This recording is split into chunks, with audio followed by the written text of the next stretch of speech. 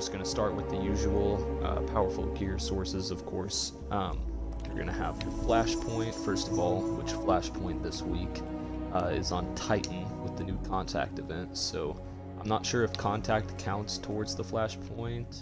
It looks like it does. I just completed the heroic version. So that gave me 20% if you do heroic, I guess.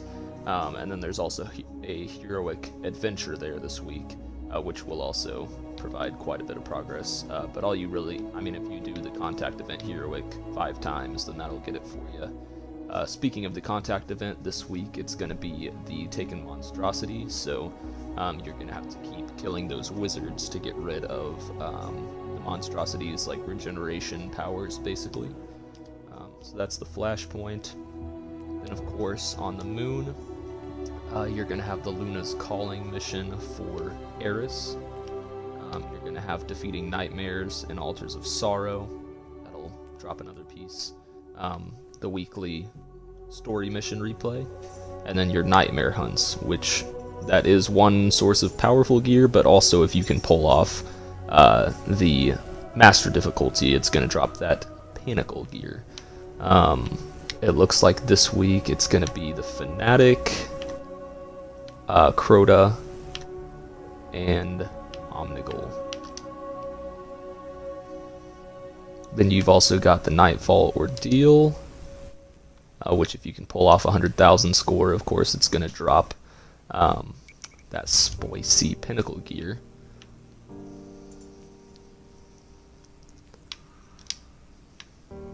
Okay. Then you've got your 8 bounties in the tower. Just have to complete 8 bounties each for Gambit, Crucible, Strikes, and the Gunsmith. You also want to get your weekly bounties done for the Recaster for some powerful gear, as well as, I don't know if you haven't fully upgraded your Recaster yet, you'll also want it just for the purpose of getting Twisted Energy to rank up. And then you've got a new quest this week. Instead of it being like the usual, this one's called Growth. This is going to be the quest to get the new exotic Ruinous Effigy, which is available starting this week. So you'll want to knock out that quest. There are actually 2 new exotic quests this week, which I'll be posting a walkthrough for once I kind of get around to them here. Probably either tonight or tomorrow. I'll be knocking that out.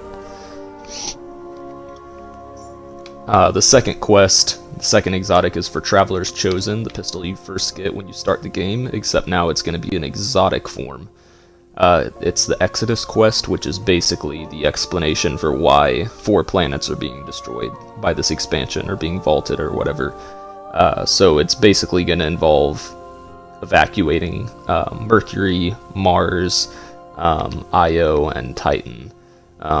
So you're going to want to knock that out right now. Part of it is time locked. I'm guessing the part where you actually evacuate the planets isn't going to be available until way closer to the expansion, closer to September. Maybe even like the last week or 2, honestly. But I do know part of it involves just doing activities for each of the 4 planets vendors.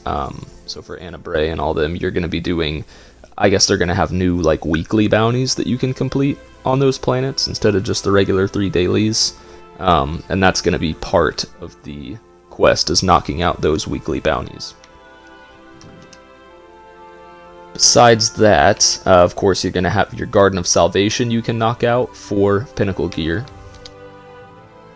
Vanguard this week, it looks like the Elemental Burn is Void. It's a Void Singe, so you're going to want to equip a Void class and jump into 3 strikes to get some Pinnacle. You're going to want to knock out your general 3 Gambit matches. And then your 4 core matches for Pinnacle gear, and your 4 rotator matches for powerful gear. This week the rotator matches are Showdown and Momentum Control. So if you're going for the Revoker, or trying to get scout rifle kills, or any of that stuff, then yeah, that's definitely the route you want to take there. Of course, the contact event did come to Titan. And it looks like maybe... I thought we were just getting the contact event on Io and Titan, but now the pyramid ships are on Mercury and Mars too, which means they've arrived at least, but I don't know if maybe that means we're going to be getting a contact event on those 2 planets as well. It's possible, I guess. Then, of course, you're going to want to knock out your Prophecy, Pit of Heresy, those 2 dungeons for Pinnacle gear as well. And the final thing we need to go over is just Eververse for the week.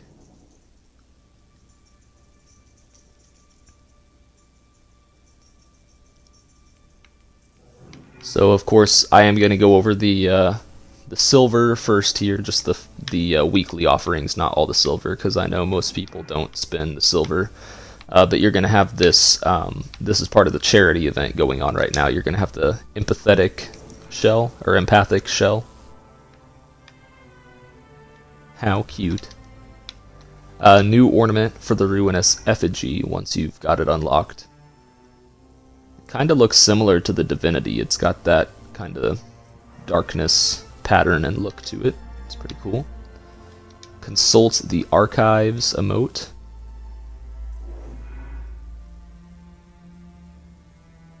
Wow. How mystical. Pumping up emote.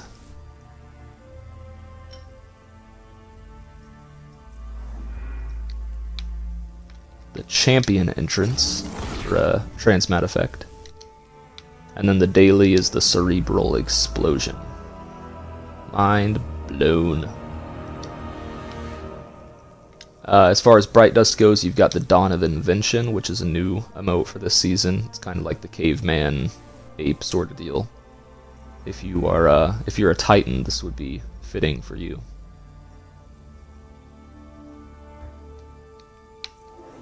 You've got a new ship here, the Callisto Lancer. That looks pretty cool. I don't really like the shader necessarily, but it's pretty cool looking. Sterling Arbor projection, so it's that tree from the cradle.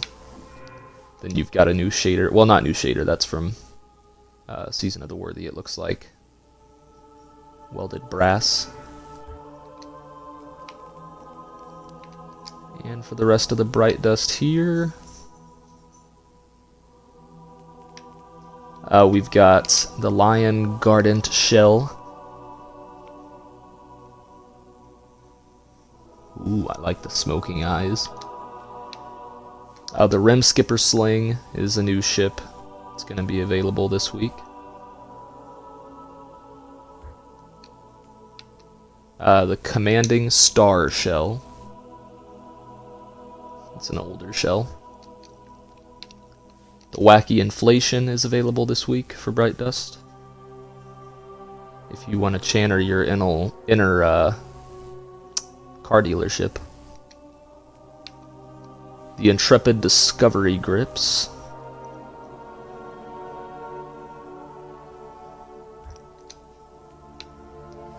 A Peacebringer ornament for the Deathbringer exotic rocket launcher. I will probably end up picking that one up. That looks pretty cool. And then we've got the Emperor Callus projection. So sadly, no Micro Mini Sparrow yet. If I haven't said in a previous video, or if you haven't heard yet, they are going to have that available for Bright Dust this season, which I'm hyped about. But it looks like it's not quite yet. Alright.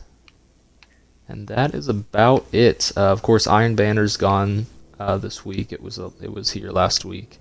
But tried to keep it a little bit more brief this week, a little bit more condensed. I think last week it was 14 or 15 minutes, so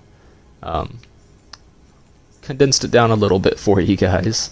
But yeah, I'm excited for the 2 new exotics, to check them out and see what they're like.